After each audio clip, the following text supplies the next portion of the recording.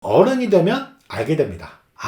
나에게 밥벌이 해주는 것은 SNS 20, 30대 사기꾼들이 아니라 내가 그토록 혐오했던 회사구나, 직장이구나 라는 것을요.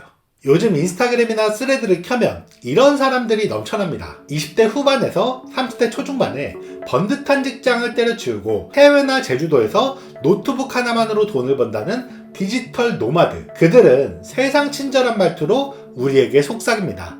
좋아하는 일을 하면서 행복하게 사세요. 퍼스널 브랜딩 하셔야 됩니다. 말투는 상냥하고 컨텐츠에는 선한 이미지가 가득합니다. 그런데 여러분, 왜 그들은 끊임없이 남들에게 자유, 갓생, 나다움, 퇴사 같은 말들을 하며 이를 여러 SNS에서 꾸준히 전파할까요? 오늘은 MZ세대의 불안을 이용해서 자기 입속을 챙기는 20대 자기개발 사기꾼들, 그들이 사용하는 고도의 심리 조작법과 컨텐츠 너머에 숨겨진 수익 모델, 그 결과로 이어지는 번아웃의 덫에 대해 알아보겠습니다. 이들의 첫 번째 특징은 도덕적 우월감을 선점하고 고도로 짜여진 심리 불안을 이용하는 겁니다. 예전 사기꾼들이 명품, 슈퍼카, 돈다발을 보여줬다면 요즘 활개치는 20, 30대 사기꾼들은 가치, 성장, 나다움 같은 단어를 씁니다. 그러면서 여러분들의 경계심을 무너뜨리기 위해 몇 단계 짜여진 전략을 이용합니다. 1단계는 취약성 전시입니다. 특히 스레드 같은 정교한 컨텐츠가 필요 없는 곳에서 주로 쓰이는 수법입니다. 취약성 전시 패턴은 이렇습니다. 갑자기 자기의 치부를 드러내죠. 저도 사실은 우울증이었고 통장에는 빚만 있었습니다. 사람은요, 상대가 약점을 드러낼 때 무의식적으로 경계를 풀고 측은한 마음을 느낍니다. 일전에 제 영상 더러운 자수성가 마케팅과 패턴이 유사하죠. 물론 이런 경우가 진짜일 수도 있습니다. 하지만 몇몇 사기꾼들은 자기의 치부를 드러내는 것이 아니라 여러분의 감정을 자기와 동기화시켜서 비판 기능을 최소화시키는 기술입니다. 점점 이들에게 동화된 사람들은 그 사람이 하는 말을 분석하는 능력을 점점 잃어버립니다. 그러면서 그 사기꾼에 대한 정당한 비판마저 공격하기 시작합니다. 왜 공격까지 할까요? 자기와 처지가 비슷하다고 생각했던 그 사기꾼이 공격받는 것을 보면 마치 자기가 공격받는 것 같은 느낌이 들거든요. 제가 예전에 지금보다 훨씬 건전하고 예의 있게 비판했을 때 만들었던 이 컨텐츠에 대해 뜬금없이 댓글로 제 외모를 공격하는 댓글이 많았습니다. 저는 이런 댓글들은 물타기가 되기 때문에 다 차단을 하는데 그 댓글을 달던 사람들은 왜 영상 내용과 아무 관계없는 제 외모만 공격을 했을까요? 영상에서 제가 했던 말들이 다 맞는 말이라서 할 말은 없는데 제 영상에서 비판받던 사람들에게 자기를 투영시켜서 몰입하던 상황이었기 때문에 저에게 그런 뜬금없는 공격들을 했겠죠. 이건 여담인데 제가 그분들 중에 한 명을 잡았습니다.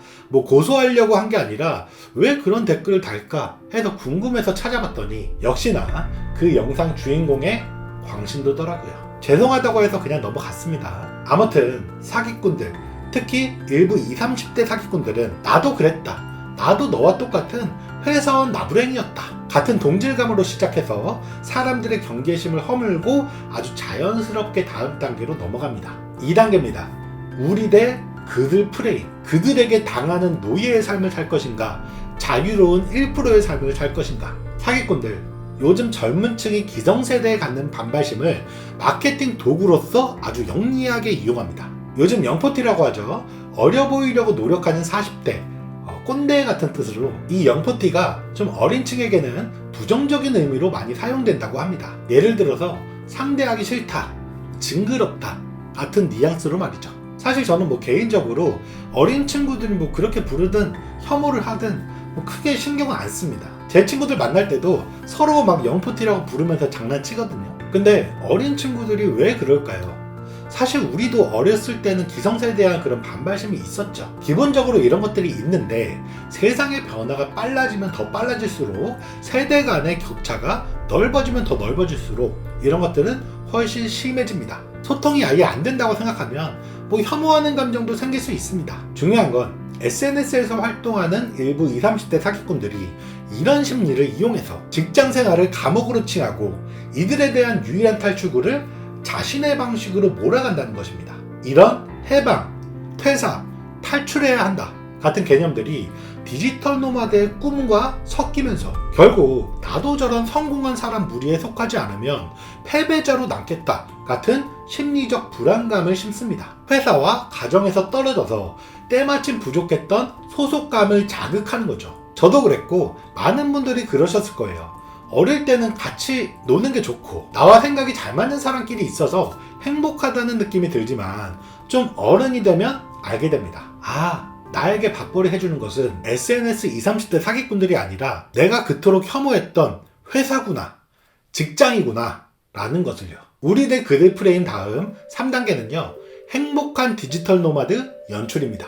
특히 제 예전 영상의 주인공이었던 몇몇 사람들, 자기는 성공학을 파는 게 아니라 행복을 말하는 사람이라고 자기 개발을 말한다고 주장합니다. 돈에 대한 직설적인 컨텐츠도 만들지 않는다고 하죠. 하지만 정작 컨텐츠마다 통장 잔고나 월 몇천만 원 수익 인증 같은 돈 자랑을 꾸준히 하면서 여러분을 현혹하는 수단으로 이용합니다. 컨텐츠에서는 돈만이 중요한 게 아니라고 말하면서도 역설적이게 영상으로는 돈 자랑을 필수적으로 넣습니다. 이런 컨텐츠를 본 어린 친구들은 무슨 생각을 할까요? 취업도 안 되고 알바도 너무 힘든데 나도 저 사람처럼 편하게 돈 벌고 싶다 라는 생각을 하게 됩니다. 그런데 그 대상이 눈앞에 있으니 친숙한 그들의 수익화에 쉽게 넘어가는 거죠. 그들의 유튜브 채널에서는 모두가 웃으며 저에게 정말 큰 도움이 되었습니다 라고 합니다. 자, 여기서 그들이 내세우는 나한테는 도움 많이 됐는데 사기꾼 아닌데? 라는 논리가 얼마나 허점투성이인지